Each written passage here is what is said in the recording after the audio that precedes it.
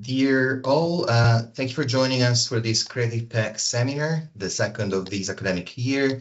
For all of you not yet familiar with the work of the Creative Pack, we are funded by the Arts and Humanities Research Council, and our mission is to grow the evidence base and address industry and government's priorities for the creative industries, while advancing research into the longer-term challenges and opportunities facing the sector. Since June 2023, the Centre is hosted by Newcastle University in partnership with the Royal Society of Arts. This seminar series showcases cutting-edge research and aims to foster dialogue across academia, policy, and creative practice, with each session delving into fresh research. I'm honored today to introduce Professor Graeme Evans, our speaker. Graeme is Professor Emeritus at the University of the Arts in London, where he specializes in culture-led regeneration and place transformation. He has conducted extensive research for UK government bodies, including DCMS, Arts Council England, and Historic England, developing influential toolkits for cultural planning and asset mapping. His recent work includes publications on cultural spaces and mega events, and most recently, he co-authored the OECD study on cultural-led regeneration with Dr. Patrycja Kaszynska, the work that underpins the presentation today. Graeme is also a PAC Research Fellow and is co-convener of the Research Network on Creative Industries and Place. The presentation will be followed by a Q&A session. Please use the Q&A function to pose your questions, and I will ensure that they reach Graeme. Thank you all for your cooperation, and without any further ado, Graeme, the floor is yours. Okay, thank you, Giorgio. Thank you for the invitation, Peck, first of all, and for the audience out there, whoever and wherever you are, for checking into this particular webinar. As I was saying in the warm-up, it's a topic partly because of its longevity and its geographic spread, that most people have an opinion or experience of one way or one aspect to the other. So it is quite an interesting topic for a range of reasons, and I hope the Q&A discussion at the end can tease out some of the more current questions and ongoing issues related to this particular topic.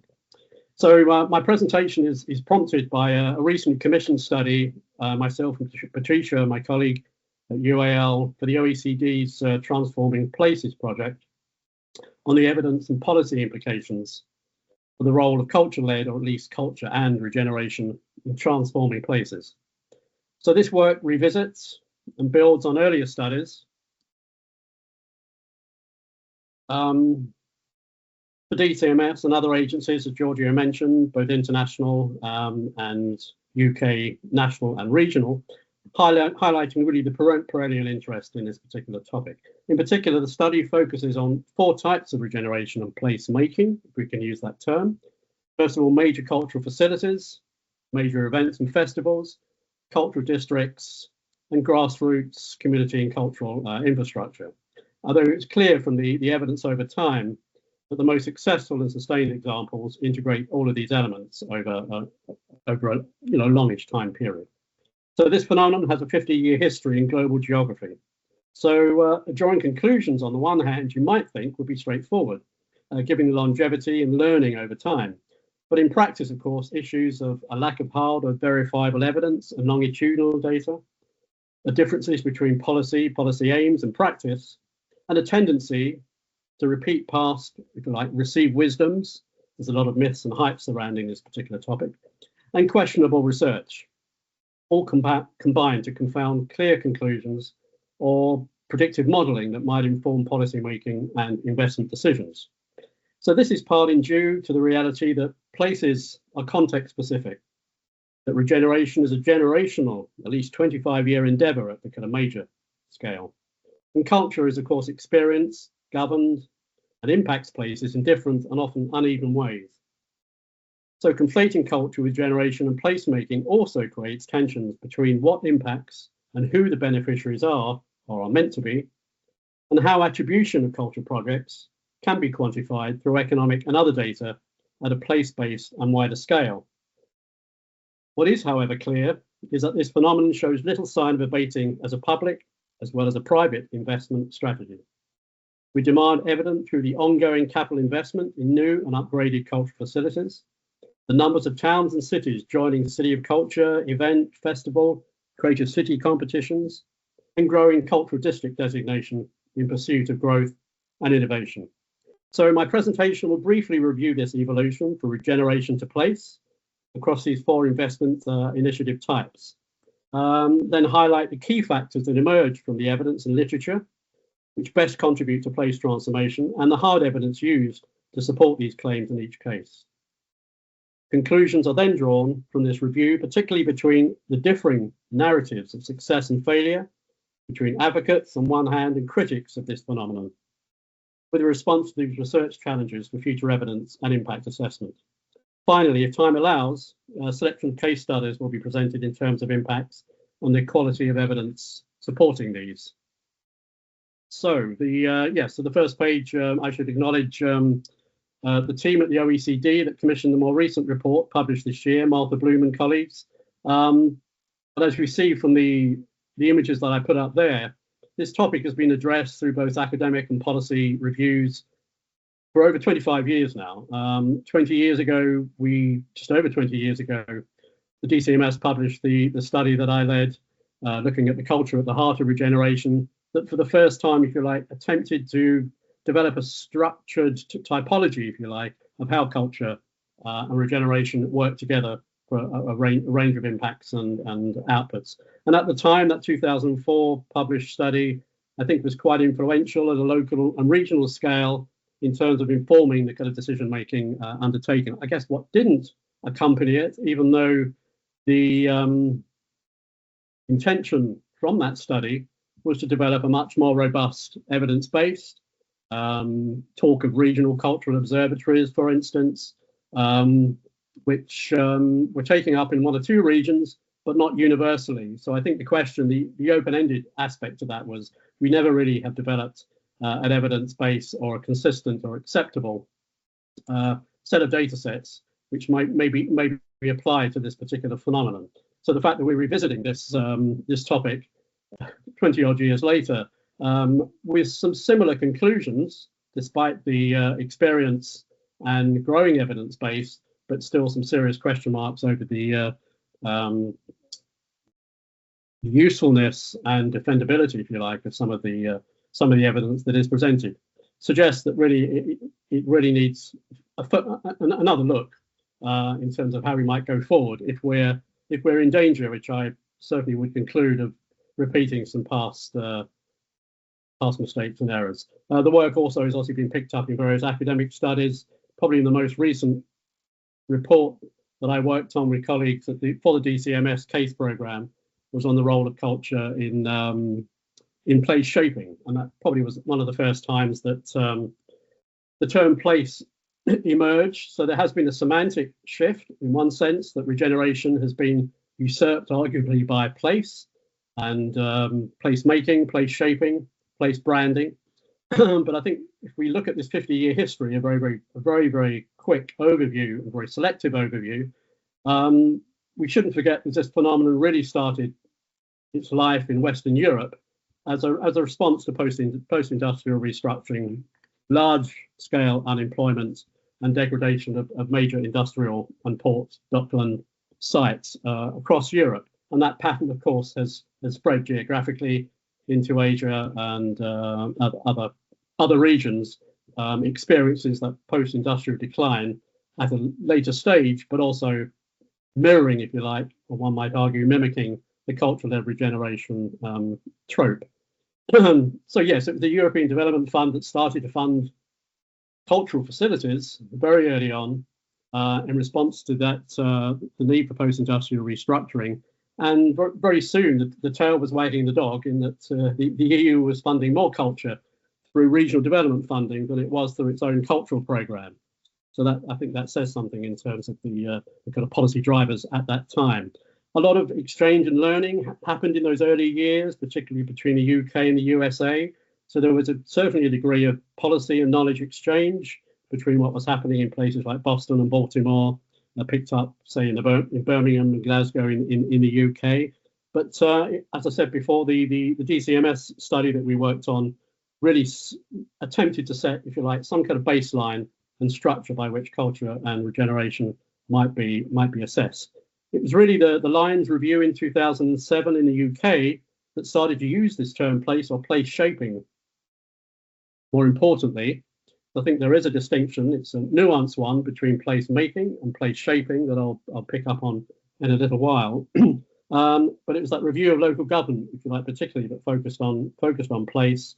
And it wasn't a cultural policy document, but it did obviously include culture's role in quality of life, local economies, and the need for places for towns and cities and local authorities, if you like, to take a place-led approach to their strategies.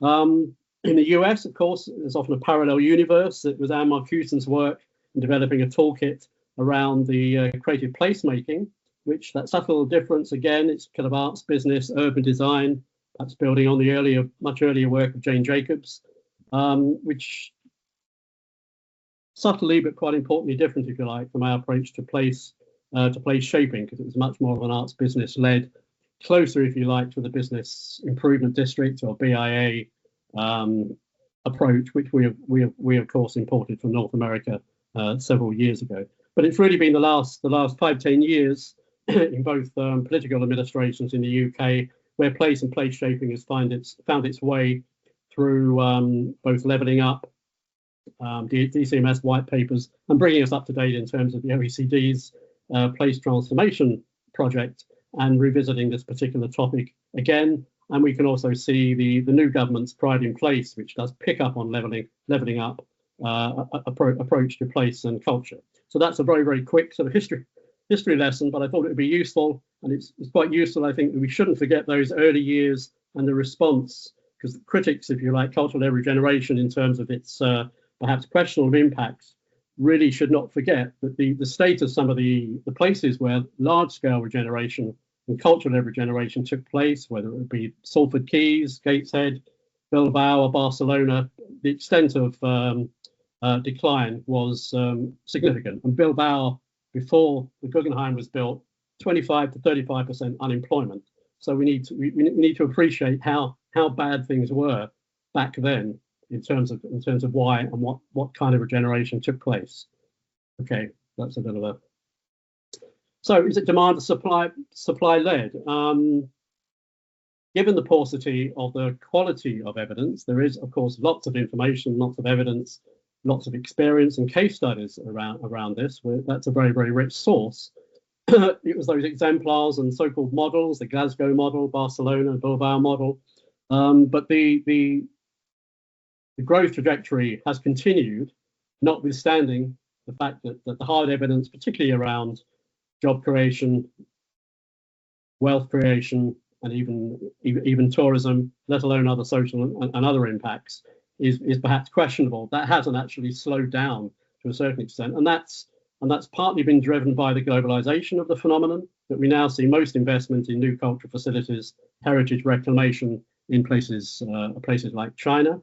But as I said in the introduction, the queues, if you like, for bidding for Capital of Culture Festival, another culture and creative city designation, knows no bounds. And that does mean, which is an interesting phenomenon that's not often considered, that for every successful bid that a city or town makes, there are 4, 5, 6, 10, 12, sometimes unsuccessful towns and cities who aspire to this status, who are looking for cultural investment, actually to change their identity, their brand, to invest in creative industries, or to celebrate what they already have. A combination of those particular drivers. And that's something I think we need to consider in terms of impacts. What it does provide us as researchers, perhaps, is a bit of a control experiment where we can compare the successful with the unsuccessful that also went ahead with alternative strategies. So this is an interesting map that I picked up from an article that came out early this year. This was a survey of major cultural projects, normally 3 or more in each country, and it does show the concentration in China and other parts of Southeast Asia. So very much this formula, if you like, this model is being picked up, And again, one should appreciate that the scale of post-industrial, not just decline, but post-industrial structures and estates in places like China is absolutely massive, dwarfing anything we have in Europe. So I think both the opportunity and challenge of the reuse of some of those industrial spaces is something, it's interesting that the Republic of China and others are looking towards. So that does present us, if you like, with another kind of policy transfer opportunity and perhaps learning opportunity in terms of what the West has understood by this process and learned from it. This chart is too detailed to read, but I guess it's just setting out a structure of the typology of the four archetypes of cultural regeneration, and there are of course others, but these are the ones we focused on for the most recent study. What the kind of data and hard evidence of impact that are potentially out there. That's not to say that these things are measured or measurable in practice, but these are the potential ones, and the better case studies, if you like, address these much more. If you just scroll down to the major events and festivals, you see the second box there starts to deal with those failed and rejected bids, and it's not just a question of cities that are bidding for these events and festivals and statuses that then carry on under some different guise. You have cities like Helsinki that decided not to accept a Guggenheim bid on their waterfront, but decided to go ahead with their own art and design, art and architecture museum. So we also have examples like Hafen City in Hamburg that had a referendum whether they should bid or not bid for the Olympics, and decided narrowly, a bit like Brexit, narrowly not to, but build a huge and very, very expensive and over budget concert hall, the Elfi Philharmonie, on the waterfront there. That has been very successful in its own terms. So alternative strategies are something we also need to consider. Okay, I'm going to go through the kind of four types. I won't read line by line, perhaps focusing on the second part, the hard evidence, because in a way that's perhaps what we're most interested in. I mean, the first part really draws out from this cumulative evidence, and one has to say that given the longevity and the scope in terms of the different academic and other disciplines that treat and consider this particular topic, trying to synthesize or summarize something in a few bullet points, of course, is problematic. But that's something we're paid the not big bucks to do, perhaps. So the first section of each of these four types looks at the particular key factors, if you like, that seem to be the most influential in terms of place transformation. If you like, the kind of starting point and the strength and weaknesses that a place has, and what underlies its particular motivation, whether it's place branding, trying to change a particular image or identity, whether it's validation through kind of international networks such as Creative Cities or Biennales or whatever, and also what the local conditions are in terms of is this primarily for benefit for residents, potential residents, or for external stakeholders, particularly tourists and other cultural intermediaries and milieu that obviously benefit quite significantly from this particular phenomenon, the curators, the architects, the arts programmers, etc. So the hard evidence here, well, as we all know, I think that attributing impacts to major events to capital projects, I'm jumping ahead of myself, is difficult, but it's easier than some of the other types. It's most apparent, most evident, and I guess that's why Guggenheim in Bilbao gets cited so much.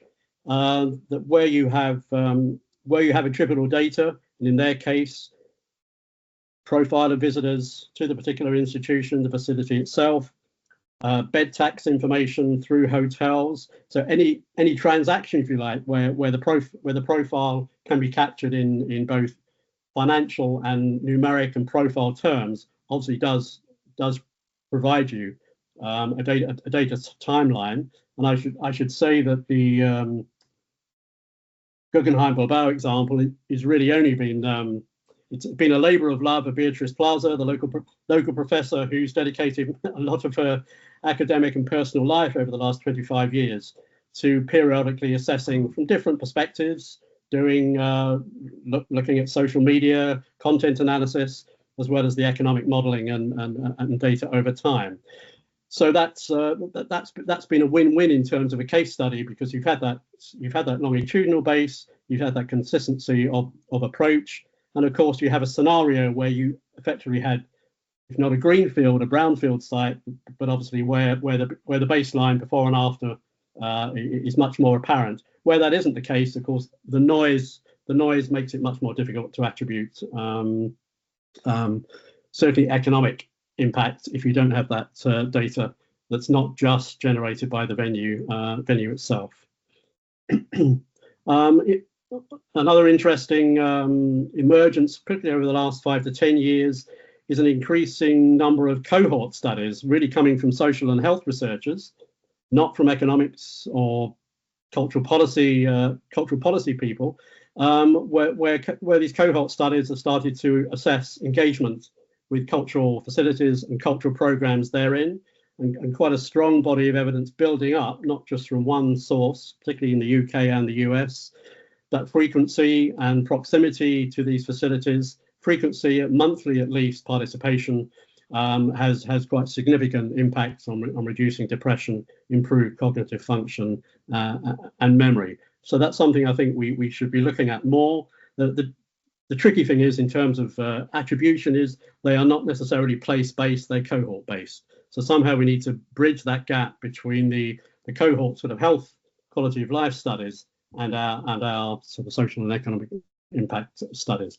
So major events. Well, I mean, the approach to major events, we can differentiate between those that start at the kind of pre-development stage, which are staged normally to accelerate and raise local interest and promote existing cultural venues, sites and programs. And then you have a festival strategy that's really part of the regeneration and rebranding process, used to celebrate and quite often promote new and improved cultural spaces and activities. And then really at the next level, as that capacity and profile increases, larger scale, more ambitious events and festivals, which is where you tend to start to see towns and cities bidding for hallmark events like biennales and European cities of culture. And I think at the mature stage, those cities that have been there and done that,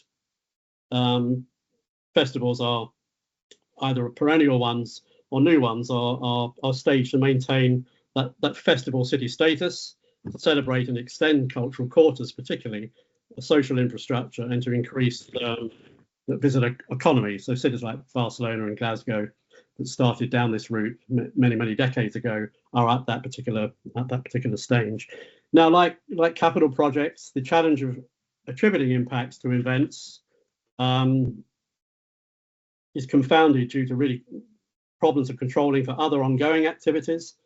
The kind of displacement deferral of visit, what tends to happen is that visits go down quite often a year or so before, go up during the event year, then drop down the year after. And particularly what spatial units, what kind of nuts or other area should be chosen to attempt to measure impact. So the event area, the catchment and regional effects are notoriously hard to pin down, and particularly if you want to translate that into kind of jobs created, spending, and to reduce that to GDP or GVA level. Where participation visitor data is available, that's probably better source in terms of arrivals, bed nights, taxes, and spending on tickets and so on at those pre-event and post-event stages. From the reviews we've seen, over time, only about 10% of European capitals of culture actually saw longer term maintained or increased their visitor economy. Most saw that before, during, and after peak and dive, including places like Liverpool in 2008.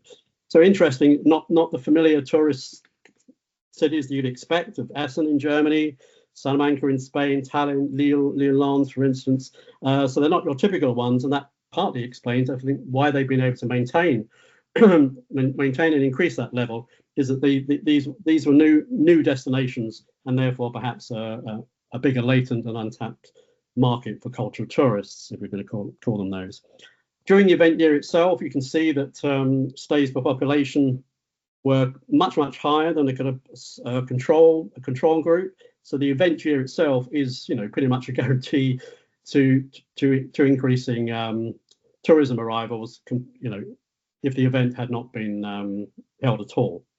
One can also measure the leverage in terms of the new cultural and other investment that's undertaken, not just in culture, but in things like hotels and transport, that cities like Essen were very successful. And you can see a pattern of the pre-investment during the year, and then incremental increases to investment post the event year. So in a way, those are the more sustainable cases, but also beg the question that requires an ongoing investment commitment, not just limited to a one-off event.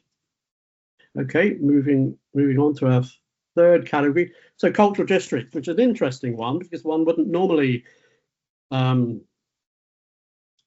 include cultural districts as one of the obvious aspects of cultural regeneration and place, but increasingly, whether it be festival bids or major capital investment, growth in the cultural and creative industries is a common policy goal, and that is normally manifested itself in some sort of spatial designation of areas, whether that's in and around a new cultural facility, whether it's a network of cultural facilities which are part of a kind of event program. But it's quite interesting here. It's an area I guess I've studied because this touches on the area of clusters, which is another if you like controversial theory area in economic geography, whether clusters are real or good, and whether that's the best way to focus on innovation and growth in cities.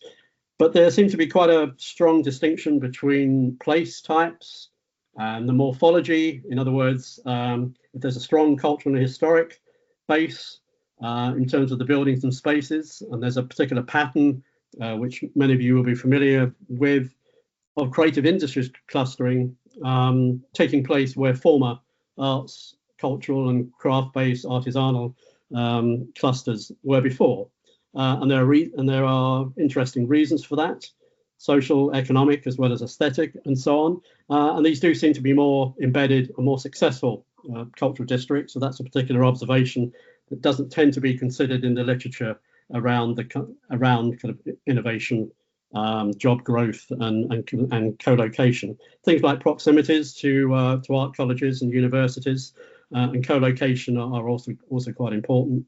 And increasingly, there's an expectation that districts will be part of an engagement process through social innovation, access, and really opening themselves up through trade events and shows. So the normal sort of evidence base is easier than others because districts tend to be delineated geographically, and therefore it does enable researchers to, if you like, do a cut of data, economic and other data. So therefore undertaking firm counts and growth and startups.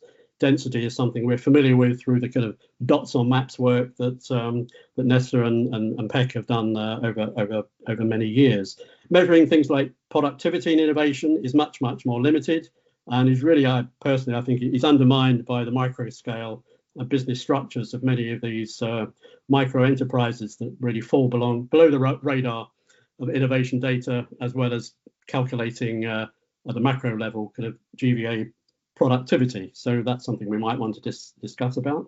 Multi-factor productivity is getting more attention. So I think here the strength of those local networks and membership, and some of the research that's been undertaken, is measure things like meetups, spillovers, product launches using kind of web scraping and so on. So there are some kind of novel ways of trying to capture activity at that micro level. Social impact. There's a global cultural district network that I wasn't familiar with until about a year ago.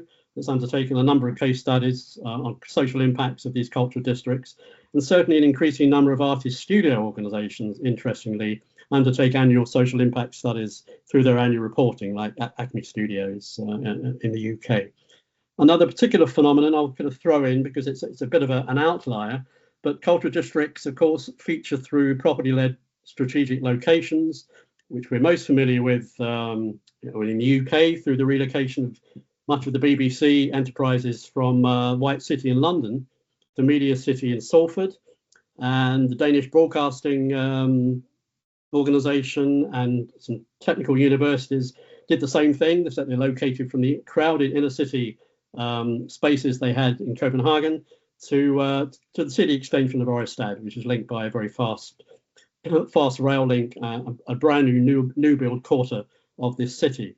The evidence there, which is still yet to be really determined in terms of time, it's that a zero sum in terms of jobs, quite a high entry cost in terms of rents, a dominance of large firm corporation in the case of Media City. And what we're starting to see, excuse me, despite obviously the growth we saw in Media City in Salford, is that SMEs are starting to relocate from Salford back into Manchester. They're not coming down or back down to London, but that's interesting that they're forsaking, if you like, the regeneration area, and also high commute levels for staff in the BBC. Basically live in the more suburban areas of South Manchester. So that's interesting there. That it's another strategic option in terms of relocations, and we see it particularly in wearing my university hat. One of our colleges has moved to Stratford outside the Olympic Park from Oxford Street as part of the East Bank regeneration. In Helsinki, the Arvin Rata Art and Design University moved to a new site at that old industrial space. So an interesting phenomenon there, a type of cultural district, but has some interesting questions around that kind of zero sum game. So the fourth type, obviously quite different and quite hard to generalize in the same way as the others, but the grassroots infrastructure has a particular place-based benefit in that by definition it is, or certainly should be, embedded in that local area and local community. It's an intervention from below, which certainly gives it a better chance of being sustainable and to get buy-in from local stakeholders. So local hubs, community art centres, libraries and everyday spaces tend to feature, but that does mean, of course, they tend to be below the radar in terms of a lot of the measurements and evidence that one would normally apply to other forms of culture-led regeneration. Some evidence in terms of the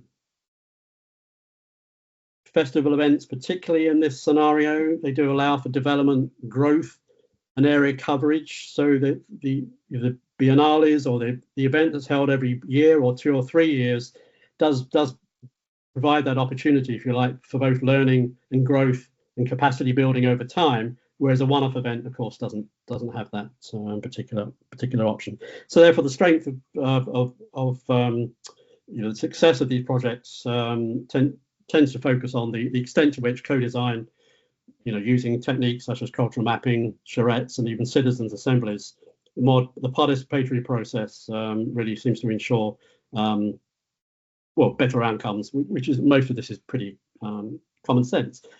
Make a point here that I did before about the placemaking, which is the term we see in the UK, which tends to be more a focus around the physical, around urban design, business-led, the kind of bid phenomenon versus place shaping. The place shaping isn't always building based. We shouldn't think that it's just putting facilities together for people to do stuff, as important as that is, but it's as important, and in some cases more important, it's the governance of those cultural spaces. What's the ownership, access, and the provision of safe spaces? And some of the examples we looked at were open public realm spaces. In the case of Rotterdam, a multicultural space where young people can actually interact outside, if you like, of the control and filtering that goes on in terms of particular facilities. So as I said, data and evidence in this field, of course, is quite rare.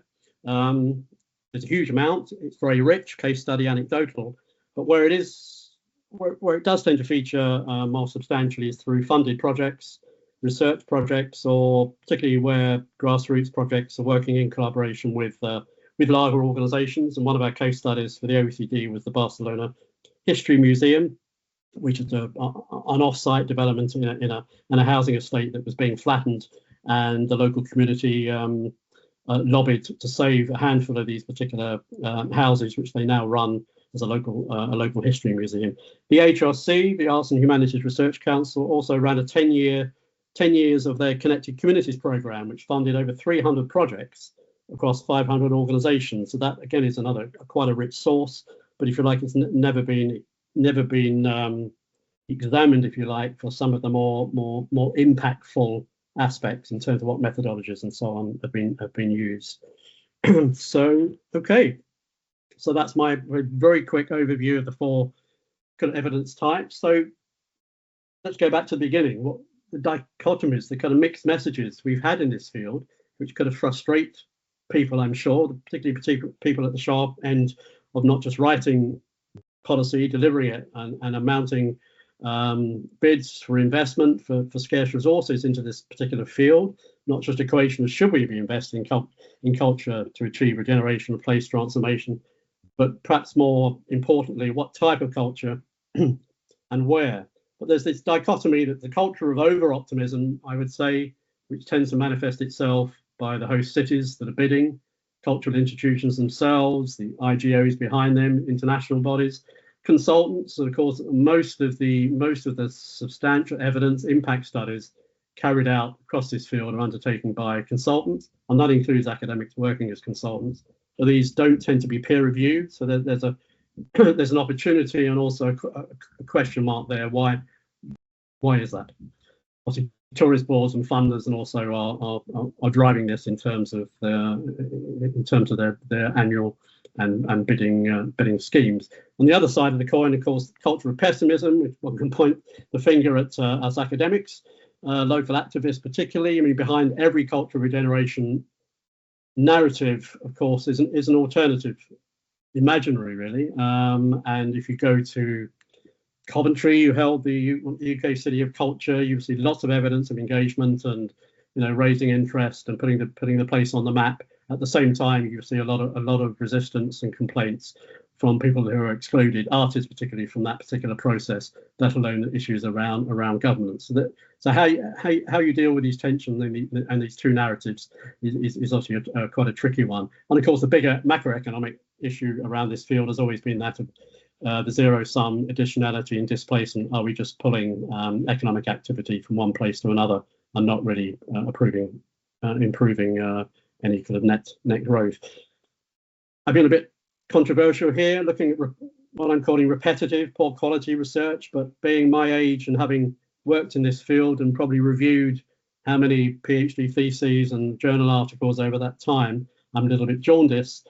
But a lot of the what I call the what works or rapid reviews aren't very systematic and certainly not meta-analytical in terms of the coverage or depth, or nor very grounded. Another observation is a lot of the statistical models that are used, certainly around things like cultural districts, obviously revert to secondary data sets, the convenience, availability, rather than research driven. Now, of course, we all need to be aware that these things cost time and money. If you want to do the more primary or experimental research in terms of data modeling, that does take time and resources that are obviously using the convenience of existing data sets. But that does mean there's a repetitiveness of the same mistakes being repeated, and the same some of the same myths in terms of European capitals of culture will not will not generate jobs over time, will not maintain their tourism and so on. There's a lot of those quite loose or kind of lazy assumptions underneath this. But a response, of course, has to be, well, how do we produce the research that is robust and quotable? The grassroots initiatives, as I just mentioned, do lack hard evidence unless they're part of those funded or higher profile projects. But some we've looked at, like the La Friche in Marseille or Hackney Wick in Creative Enterprise Zone, have in-house doctoral students working within the organisation on that particular topic. That seems to be quite a good and quite a cost-effective model. And services like libraries, of course, are an enviable source of data, of user data that other cultural venues really would give their eye teeth for. And I made the point also that a lot of the health impact studies are cohort, not place-based. And this is similar with a lot of the cultural activity surveys that give us rich evidence in terms of behaviour and activity, but don't actually relate that to the place, so that we can start drawing some of those place-based conclusions. So the research challenge, and I have to speed up and finish very shortly, is how to measure place transformation through culture over time. Looking at this, the picture that I've just painted, certainly a better focus on perceptions and drivers, theory of change, values and ongoing place governance, both civic and cultural. So this binary success, the unsuccess, expecting jobs and productivity growth, it's not really realistic or helpful. Not to say that it won't or can't happen, but it's not realistically a key policy goal, except cities that are involved in this process do feel, if you like, forced by funders, by government, to actually make claims in terms of what the economic impacts will be. So I think we do have an issue there of a kind of reality check. But place is context specific, and I think that definitely comes out of the evidence. A better question, rather than success or unsuccess, will be what works with the whom, because transformation through culture and regeneration, of course, is experienced very differently across communities.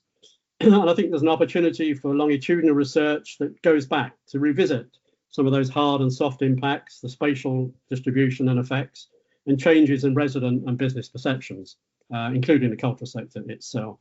So rather than the kind of impact-based, where attribution is weak, focus on process-based evaluation, looking at some of those what I call soft power rationales and decision-making, the structural delivery evaluation systems in terms of scale, governance, participation, and some of the very good case studies like Essen in Germany, Lille in France, Lens in France, integrated their place-based events that may well be very city-oriented much more substantially within their regional economies and their regional governance systems. And that's something, of course, we have, we have a weakness of in the UK, since we don't really have, that regional dimension and weakness in terms of our regional governance in the UK, where it has been on the agenda. It's been better, but of course, political expediency, RDAs, of course, are no longer with us. And cultural infrastructure, finally, a greater focus on place affordances. In other words, the question is, what are the place factors? And include access, quality, content, and so on. And that's something our new PEC research network that Giorgio mentioned at the beginning is considering over the next year. Okay, I did have a series of case studies, but time is now pressing, so I'm going to finish there. Thank you, Graeme. It's such a vast topic. You made such a great job at summarizing in such a short time. So we probably needed a lot more time to go through all these points separately. There's a bit of a beauty context in the Q&A section. So I'm going to go through the questions. There are already plenty, but one of the most upvoted seems to be from Jason, who's asking if meaningful attribution equals hard evidence and equals big numbers in data, this inevitably means evidentiary focus on bigger cities, major hallmark events, and significant infrastructure investments. So to what extent can we learn something at this scale that can be then applicable or transferable to inform funding policy strategy in smaller towns and smaller cities that have been the focus of recent structural funding, such as the leveling up, given the different factors that clearly underpin their success, such as, for example, transport infrastructure. And then I have a second question from Trevor, also voted. You identified that 10% of places with positive tourism outcomes that took part in the European City of Culture program were new cultural destinations. Is there any evidence that introducing towns as potential new cultural destinations through the government town cultural program could benefit from the same in other countries? I just, for the sake of time, let me just go to another question, which is by Jonathan Sapsid. Are there places with conditions that are just not suitable for culture-led regeneration? And I would attach to this question: are there places that are particularly suited for culture-led regeneration? So what are the preconditions or absorptive factors, if you like, and are there more demand side or supply side factors, if you like? So 3 questions to start with, but there is very lively a number of questions and debate in the Q&A. Yeah. Okay. Thanks, Giorgio. Yeah, I think the first question, the large v small, transferring not just the evidence base, but the knowledge base. Is it a transferable approach? In one sense, I would turn it round. In fact, the evidence base is easier in a smaller place, because the larger the city, the larger area, of course, the more the noise, the more the other factors that are make it very difficult to attribute to a particular intervention. Whereas in a smaller place, that isn't going to be the case. And I think that leads on to the second point, that yes, new cultural destinations, I think we've seen enough very good evidence of how that can be achieved. I mean, I mentioned the Lens. Lille was European Capital of Culture. They bid for an Olympics, unsuccessful, interesting. Alternative strategy, they bid for European Capital of Culture, which they hosted. It was city-based, but there's a lot of distribution around neighbourhoods in the region. This is in kind of Flanders as well. It wasn't a destination at all before that. The new Louvre, so this is a classic Guggenheim type, put a cultural blend in a former mining town. I mean, that has transformed that particular place. The visitor numbers are, as about the same as Guggenheim Bilbao. But interestingly, Bilbao only gets about 15% of its visitors from the Basque region. The rest are tourists. Whereas the Lens in Lille, they get about 80% is coming from the local and regional area.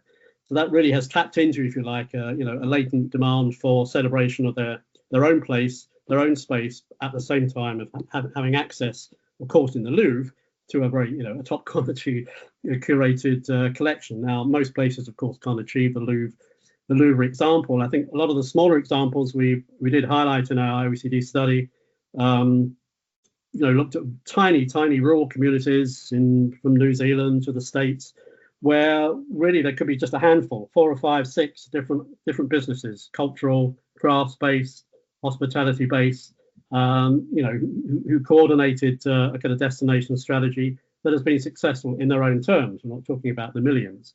So I think the issue of scale isn't something which precludes or excludes kind of cultural regeneration.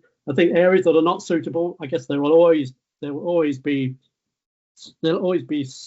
some. I think it's more a question of not culture versus not culture, is what type of culture-led initiative and where and how it's governed. So I think there's very few scenarios, if you like, where a place would not be suitable for some kind of cultural intervention that has those potential benefits. And I think that's why place shaping differs from place making. My criticism of place making is you can't make, if a place exists, it's made already. Making it is quite paternalistic and quite insulting in a way, as you could argue regeneration is as an approach.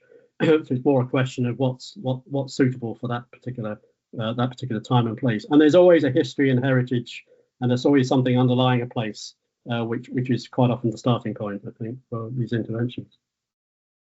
Okay. Thank you, Graeme. I was thinking that there are a number of examples of new cities actually being born now, and whether they're actually being developed thinking of culture at the center of the project as well, beyond regeneration. So it's not really regeneration, it's probably generation. But so I have a couple of questions in the chat that are from Michelle. One is on, is there been any tangible evaluation of the London Borough of Culture? And would be great to hear your top line remarks on this initiative. I have another one that is also very specific about Liverpool, whether in your study you looked at Liverpool as well. And always from Michelle, one question about any evidence on the impact of Brexit on cultural shaping initiatives outlined, and is there any time in the EU-led funding and policy support that began to dip across the 4 countries in the UK that might have affected this? And then another question which had to do with cultural districts, if I can find it again, any evidence of whether cultural districts are more or less successful in driving footfall and economic growth than cultural infrastructure spread throughout a city or an area? Okay, right, there's quite a few there.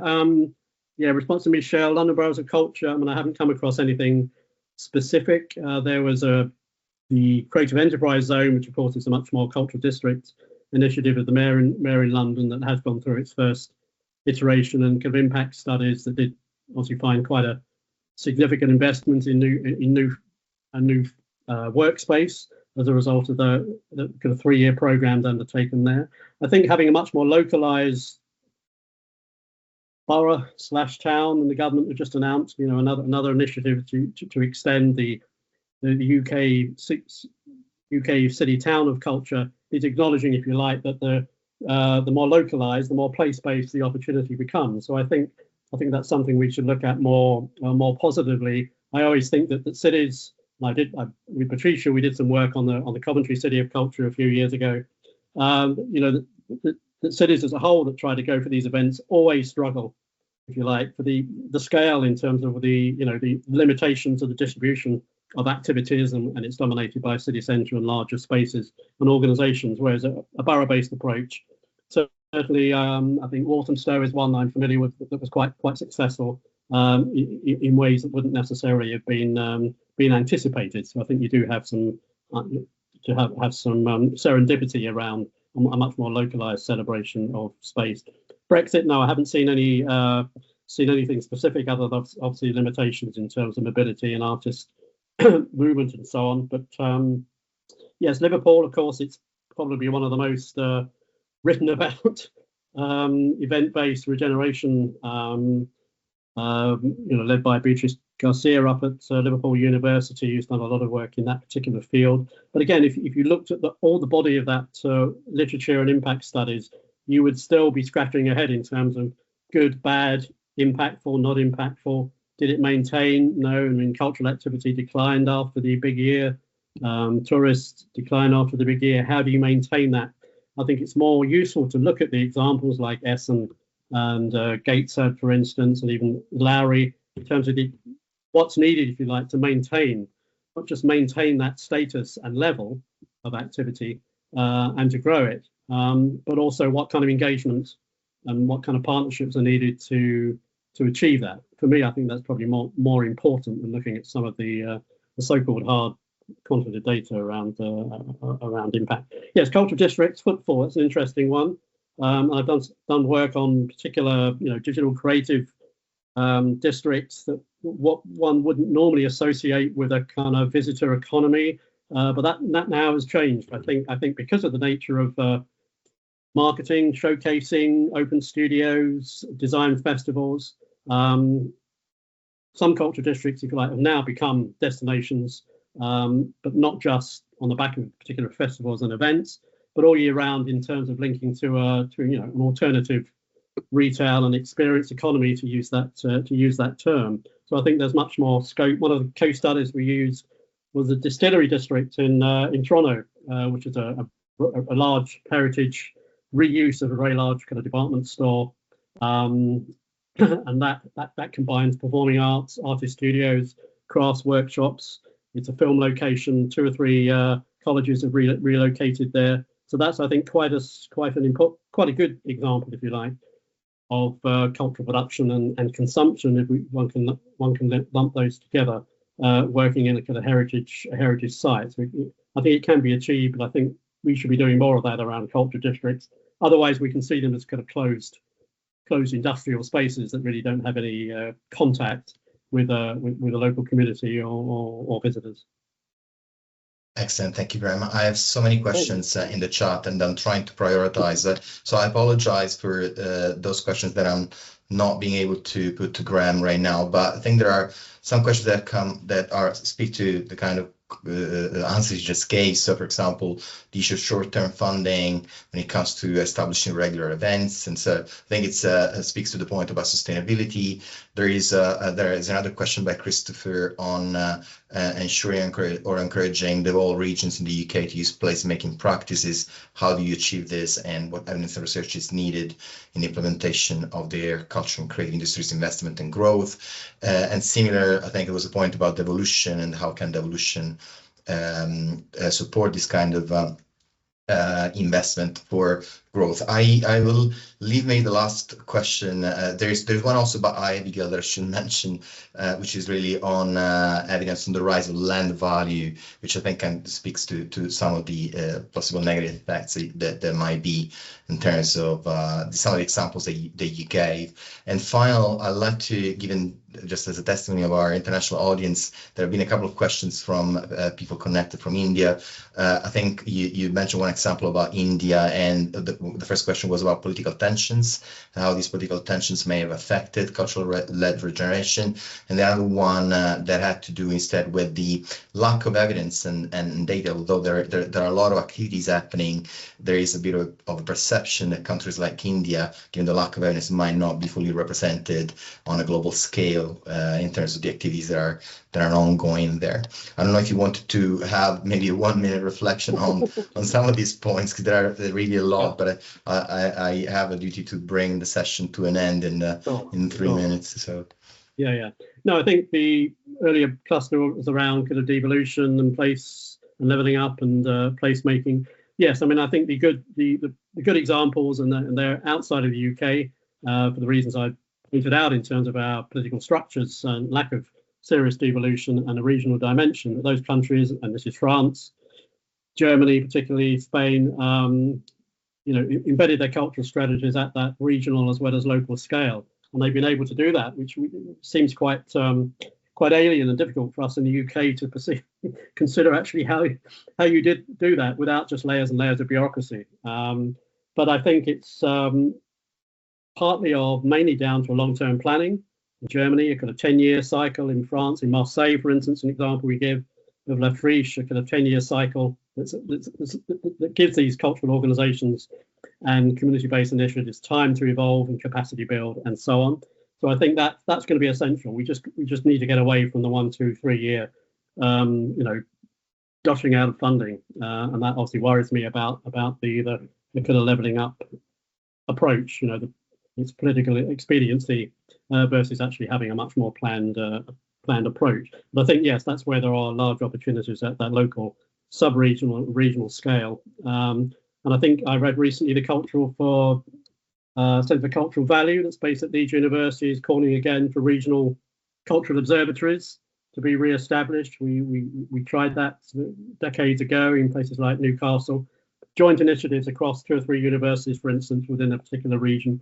So we had that capability and possibility, but having something a bit more structured would actually put us everything on a more level footing and enable knowledge exchange across the regions, I think, to be more important. I think the India response, I'm not quite sure. I mean, it was telling, if you like, that big global map that the big growth of investment was in China and Southeast Asia, where the resources, but also the spaces are. So yes, I'd be interested to know, question mark, why those parts of the world that aren't starting to be, have those red dots on them, why that is, or are things done a different way? Are we talking about culture in a different sense? So it's not something I can answer with any sort of knowledge base, but I think it's an interesting question in terms of why particular places are following this particular approach and others are not, and are there barriers to that, or is it something they don't think is attributable to them or helpful to them? So that's an interesting line of future inquiry.